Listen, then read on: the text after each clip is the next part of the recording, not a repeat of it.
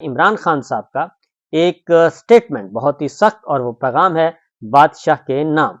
انہوں نے بادشاہ کے نام ایک پیغام جاری کیا ہے، اور وہ پیغام کافی سخت ہے، اور ایک ایسا سخت پیغام کہ آپ بھی سن کر حیران ہوں گے۔ اور کیونکہ وہ کہتے ہیں کہ جناب اب یہ سلسلہ جو ہے یہ بند ہونا چاہیے، اور اب اس طریقے سے یہ معاملات نہیں چل سکتے، کیونکہ بنیادی انسانی حقوق کا وہ کہتے ہیں کہ جناب یہ موجود ہے، بنیادی انسانی حقوق کی آئین ضمانت دیتا ہے، اور اس لیے اب یہ جو سلسلہ ہے بند ہونا چاہیے۔ عمران خان صاحب نے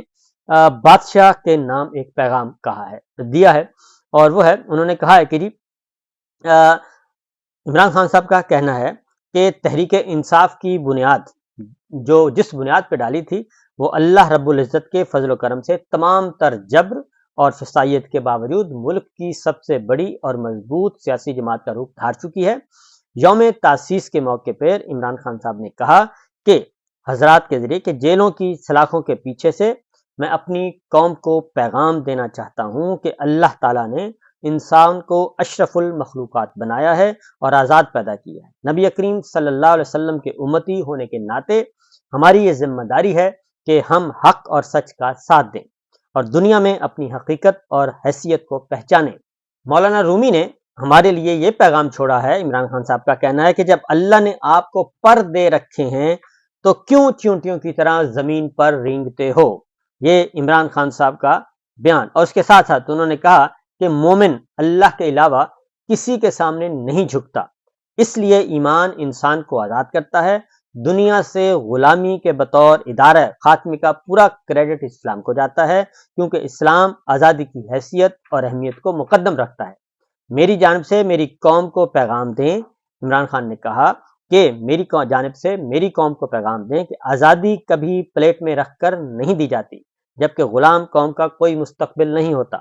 آزادی کے حصول کے لیے لڑنا پڑتا ہے۔ بر صغیر کے مسلمانوں نے قائد اعظم کی قیادت میں اپنی آزادی ہی کے لیے بے مثال جد و جہد کی۔ آج ہمیں بھی اپنی آزادی کے لیے خوف کی زنجیریں توڑ کر نکلنا پڑے گا۔ مجھے یقین ہے کہ ایک مرتبہ میری قوم صحیح معنوں میں آزاد ہو گئی تو پاکستان عظیم بننے سے کوئی روک نہیں سکتا۔ انہوں نے کہا کہ ہماری آزادی میں ایک جنگل کا بادشاہ حائل ہے جو دستور اور قانون کی دھجیاں اڑا کر ملک میں بدترین آمریت قائم کیے ہوئے ہے۔ جنگل کے اس بادشاہ کی ضد انا قانون کو خاطر میں نہ لانا اور ملک کو دستور کی بجائے اپنی مرضی کے مطابق چلانے کی ضد ملک کی معیشت، نظام حکومت، حتیٰ کہ جمہوریت اور عدلیہ کی تباہی کا سبب بن رہی ہے۔ یہ ہے صورتحال۔ یہ عمران خان صاحب کی طرف سے سٹیٹمنٹ آیا ہے، اور عمران خان صاحب اب فرنٹ فٹ پر کھیل رہے ہیں، اس کے باوجود کہ ان پر بہت زیادہ سختیاں ہیں اور وہ جیل میں مقید ہیں، اور ان کی رہائی میں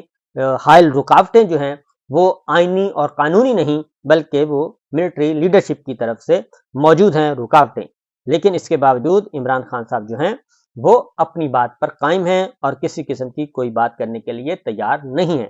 انہوں نے کہا ہے اپنے پیغام میں، انہوں نے کہا یہ 9 مہینے تو کیا، مجھے 9 سال بھی اگر یہ جیل میں رکھ لیں تو میں کسی اصول پہ، کسی اصولی باتوں پہ سمجھوتا نہیں کروں گا، کوئی کمپرومائز نہیں کروں گا، اور یہ جو چاہیں کر لیں میرے ساتھ، میں اس کے لیے ہر طرح کے اذیت کے لیے انہوں نے کہا کہ میں تیار ہوں، ہر طرح کی ناکردہ گناہ کی سزاؤں کے لیے میں تیار ہوں، میں بھگت رہا ہوں، لیکن یہ نہیں ہو سکتا کہ میں اپنے باتوں پہ سمجھوتا کروں، اپنے اصولوں پہ سمجھوتا کروں۔ اب آتے ہیں آرمی چیف جہاں آصم منیر صاحب کی طرف، جہاں آصم منیر صاحب بھی شدید غصے میں ہیں، اور انہوں نے پہلے بھی کہا ہے کہ عمران خان کی جو آواز ہے وہ بند کروائی جائے، کیونکہ یہ جو گفتگو کرتے ہیں اور یہ میڈیا، ان کو سوشل میڈیا پہ رپورٹ ہوتا ہے اور ڈیجیٹل میڈیا پہ رپورٹ ہوتا ہے، ان چیزوں کو کنٹرول کرنا چاہیے، کیونکہ تمام ٹیلی ویژن چینلز تو کنٹرول میں آ چکے ہیں، سرکاری ذرائع ابلاغ، غیر سرکاری ذرائع ابلاغ سب کنٹرول میں ہیں، لیکن اس کے باوجود کچھ چیزیں جو ہیں وہ منظر عام پہ آ جاتی ہیں، اور سوشل میڈیا کے ذریعے پاکستانی قوم کو، دنیا کو پاکستان کے حالات کا پتہ چلتا رہتا ہے۔ تو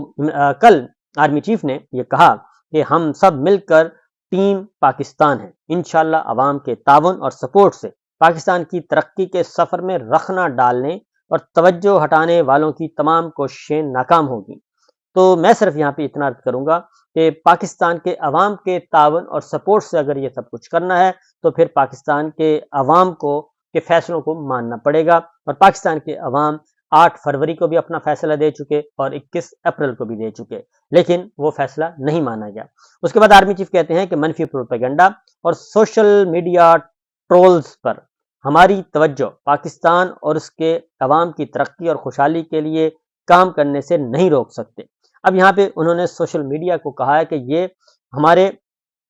جو میڈیا ٹرولنگ کی جاتی ہے اور میڈیا ٹرائلز کیے جاتے ہیں، یہ انہوں نے کہا کہ غلط ہے، وہ اس کو منفی پروپیگنڈا سمجھتے ہیں، سوشل میڈیا پہ جو کچھ آ رہا ہے اس کو غلط سمجھتے ہیں اور سوشل میڈیا کو کنٹرول کرنے کا بھرپور ارادہ رکھتے ہیں آرمی چیف، اور وہ کہتے ہیں کہ میڈیا ٹرولنگ اور میڈیا ٹرائل سے ہماری توجہ نہیں ہٹ سکتی، لہٰذا ہم کسی قسم کی دھمکی میں نہیں آئیں گے۔ وہ سوشل میڈیا کو ایک پہلے بھی شیطانی میڈیا قرار دے چکے ہیں، لیکن اصل مسئلہ یہ ہے کہ سوشل میڈیا پہ جو سب سے زیادہ اس وقت متحرک ہیں سوشل میڈیا پہ، وہ تو ہماری جو فارم 47 کی سرکار ہے، اور خاص طور پہ پنجاب سرکار جو ہے فارم 47 کی، وہ زیادہ متحرک ہے اور سب سے زیادہ استعمال سوشل میڈیا وہ کر رہے ہیں۔ اور اس کے بعد پھر نمبر 2 پہ آپ کا مرکزی حکومت آتی ہے، بڑے بڑے انہوں نے سیل بنائے ہوئے ہیں سوشل میڈیا کو، وہ کر رہے ہیں، اور سوشل میڈیا پہ ہمیشہ جو ہے وہ پاکستان کے عوام اس کو چلا رہے ہیں، تو پولیٹیکل پارٹیز چلا رہی ہیں، اور اس وقت جو 5th جنریشن جنگ شروع کی گئی تھی، وہ 5th جنریشن جنگ جو پولیٹیکل پارٹیز کے مابین ہے اور پاکستان کے عوام ہے، وہ سوشل میڈیا پہ اور ڈیجیٹل میڈیا پہ اپنا رائے کا اظہار کرتے ہیں اور لڑ رہے ہیں۔ آرمی چیف نے کہا کہ منفی پروپیگنڈا اور سوشل میڈیا ٹرائلز ہماری توجہ پاکستان اور اس کے عوام کی ترقی اور خوشحالی کے لیے کام کرنے سے نہیں روک سکتے۔ آج کے دور میں معاشی استحکام کے بغیر مکمل خود مختاری کا تصور ممکن نہیں۔ بالکل یہ بات درست ہے، لیکن معاشی استحکام تب آئے گا، معاشی خوشحالی تب آئے گی جب پاکستان میں سیاسی استحکام ہوگا، اور سیاسی استحکام اس وقت ہوتا ہے جب آئین کی بالادستی ہو، قانون کی حکمرانی ہو، عدلیہ آزاد ہو، میڈیا آزاد ہو، انفارمیشن، خبریں، ہر چیز پاکستان کے عوام کو مل رہی ہوں۔ تو ایسا تو کچھ بھی نہیں ہے۔ پاکستان کی خوشحالی اور ترقی کے سفر میں کسی قسم کا عدم استحکام برداشت نہیں کیا جائے گا۔ آئیے ہم سب مل کر منفی قوتوں کو رد کریں اور پاکستان کی ترقی اور استحکام کے سفر میں مرکوز رہیں۔ اب سوال یہ پیدا ہوتا ہے انتہائی ادب اور احترام کے ساتھ کہ بات یہ ہے کہ پاکستان نے ترقی کب کرنی، جھوٹ کی بنیاد پہ یا ایک جعلی نظام اور ایسے لوگ جن پہ کرپشن کے بے پناہ مقدمات ہوں اور ان کو بلا کر ان کے مقدمات ختم کروائے جائیں اور ان کے ذریعے کوئی بہتری کی امید لائی جائے، یا ان کے ذریعے بہتری کی کہا جائے کہ یہ جو ہے یہ گناہ کے نتیجے میں ایک بہتری آئے گی، گناہ کے نتیجے میں، بدی کے نتیجے میں کبھی بھی خیر برآمد نہیں ہوتا، شر برآمد ہوتا ہے۔ تو اس لیے اپنی بنیاد کو صحیح کرنا پڑے گا، جب تک ہم اپنی بنیاد کو صحیح نہیں کرتے اس وقت تک یہ ممکن نہیں ہے۔ تو لہٰذا